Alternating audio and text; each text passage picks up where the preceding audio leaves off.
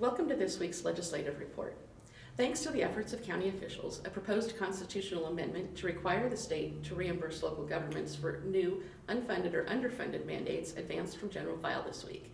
Throughout the session, county officials have met with their senators, called, and written letters and emails to share examples of unfunded mandates and underfunded mandates in their counties.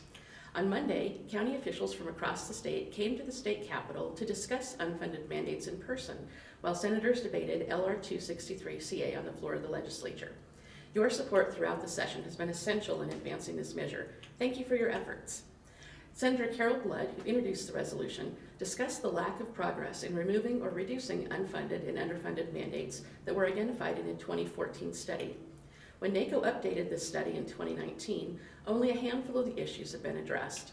Citing examples from the study, Senator Blood spoke about unfunded mandates for housing state prisoners, bailiffs for district court judges, office space that counties provide to the Department of Health and Human Services and probation, and autopsies for inmates who die at state correctional facilities, among other issues. Many senators spoke in support of the intent of the resolution and acknowledged that increasing responsibilities on local governments can sometimes translate into increased property taxes. Because some senators expressed concerns about how to implement and budget for the resolution as written, NACO and other political subdivisions are working with Senator Blood to develop an amendment to provide guidance to the legislature as it would develop implementing legislation for the constitutional amendment. Second round debate on LR 263CA could be scheduled later next week.